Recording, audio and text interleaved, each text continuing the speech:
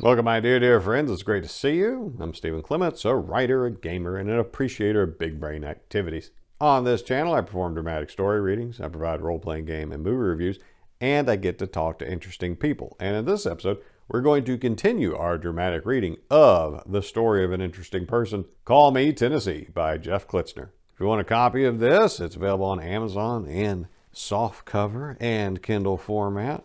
And if you've been with us this far, I hope you've enjoyed my readings of it. I hope you've enjoyed the story too. I mean, it was written by a drug-addled drunk hobo with a lot of emotional, mental, and family problems. And those are the ingredients of an interesting story. So, let's do some more as we near the end of the autobiography.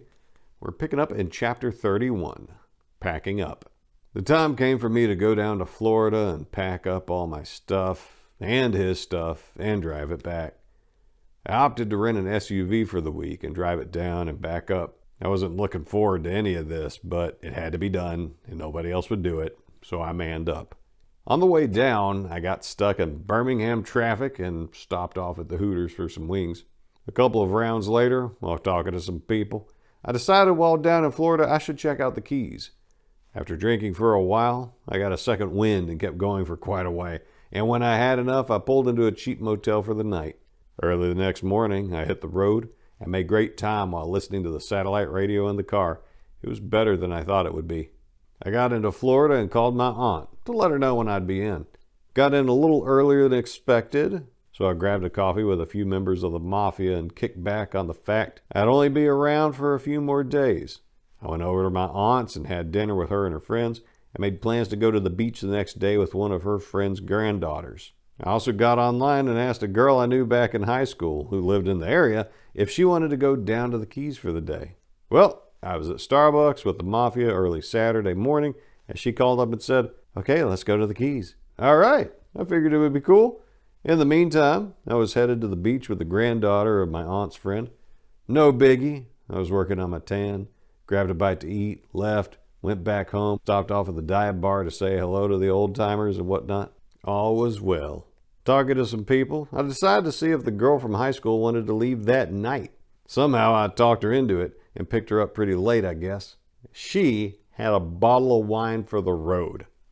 We took off and started to catch up.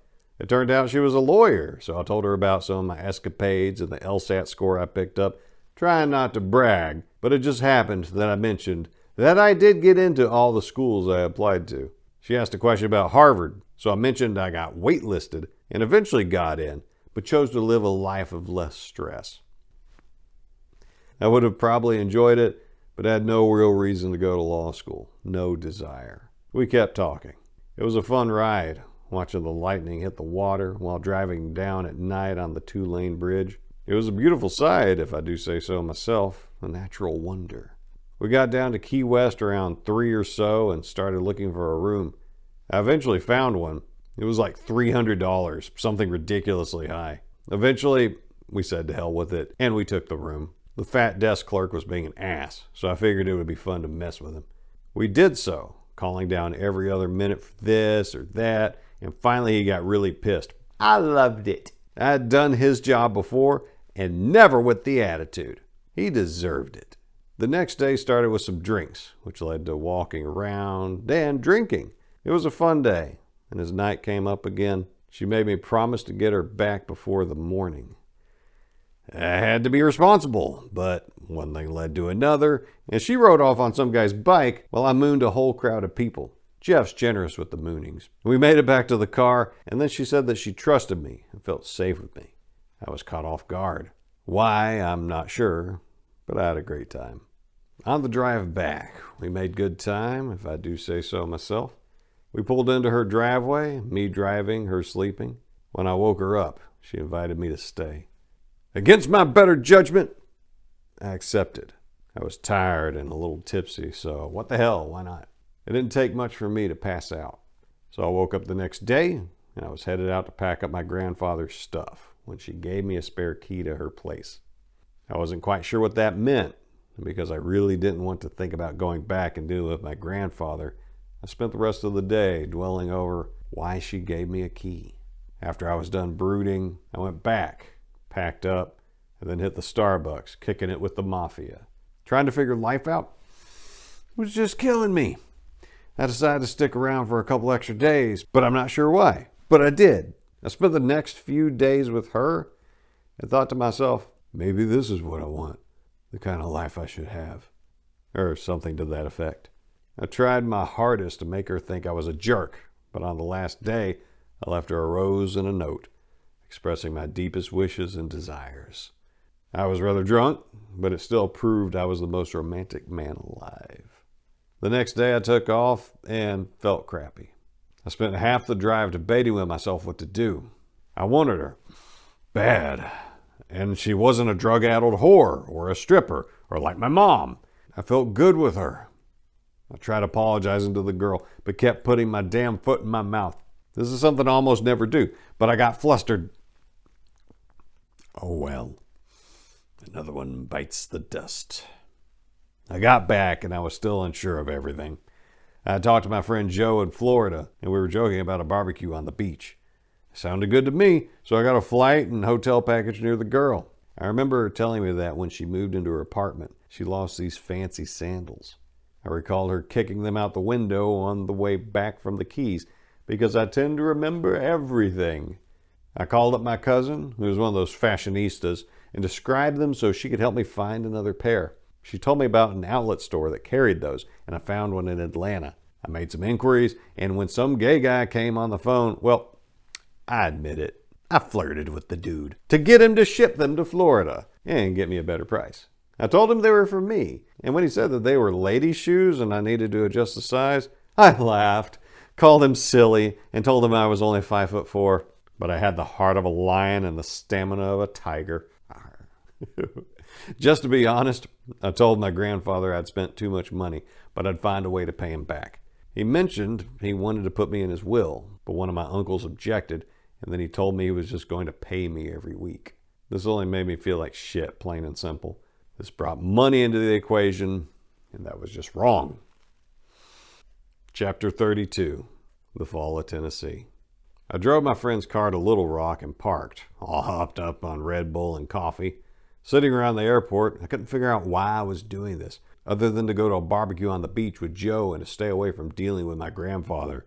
I was lucky, in a way, when I bumped into the former governor of that state, who I overheard talking about going to Jerusalem. I asked him if he would take a note for me to the wall in Jerusalem, where the custom is to place a note with a prayer inside into the cracks in the wall. As one pilgrim to another, he said he would. I wrote it in Hebrew, a real simple message. What, God? Show me what to do. Then I got called up to the gate, and they told me they were seating me in first class. I thought to myself, wow, that was quick. Thanks, God.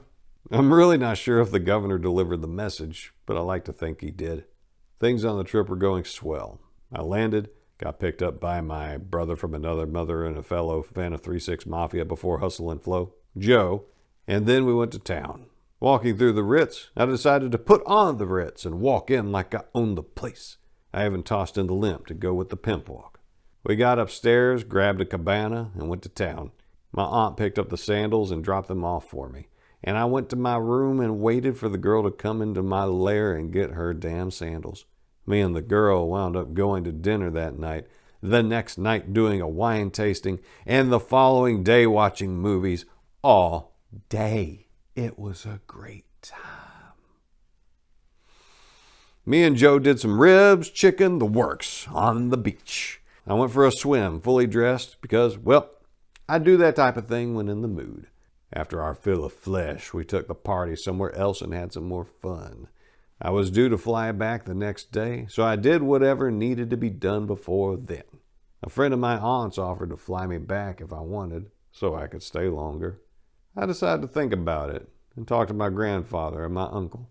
They said to wait until my grandfather got out of the hospital before I headed back to Memphis. So I was back in the swing of things for a few more days. But the girl was avoiding me, even though I was going to drive her car back to Memphis for her because she got a new one. I spent more time running around with the mafia and old-timers at the bar. I was given the day my grandfather was to be released, and I drove back a couple days early to get settled in. I was restless, I didn't want to spend the next 15 years taking care of my grandfather. It would be the end of my life. I didn't know what to do. My head was killing me. My side went all numb, and I went to my friend's apartment. Sitting there, staring at the gun. I knew that wasn't the answer. So the day before my grandfather was to be released, I bought a ticket to New Zealand to clear my head. I also bought a tent, a backpack, some beef jerky, and a few random things I might need. I wasn't sure what to do next. I just knew this wasn't for me. I remember being at the cardiologist's office with my grandfather, and he made a mess in the bathroom. Not like a little mess, but the kind of mess you would expect to find at a roadhouse in Mexico somewhere. That took me over the edge. I knew I couldn't do it, that I was destined for something better, and at this point, anything would have been better. It wasn't the money I owed my grandfather that I was worried about, or even the girl I had spent so much time thinking about. She tried to talk me out of going, but she wasn't going to give me a reason to stay.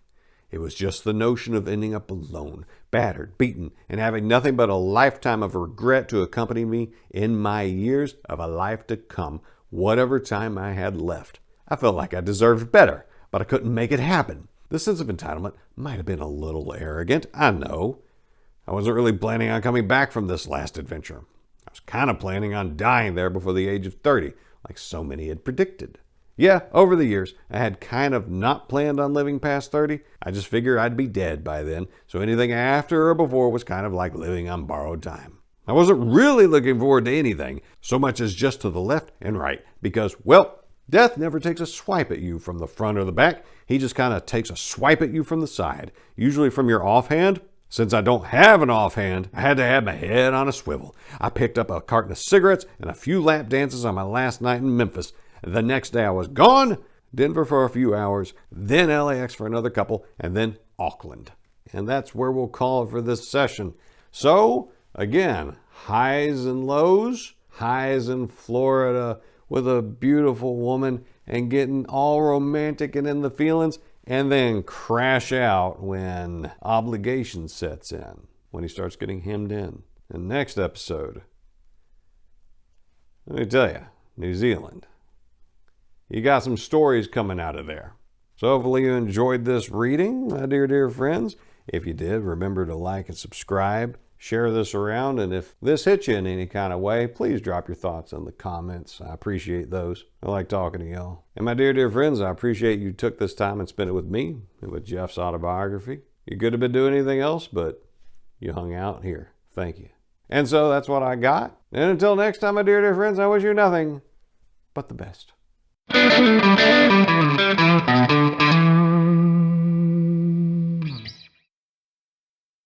I know what to do with commitment. I treasure it. Just leave a like and I'll be your friend for life.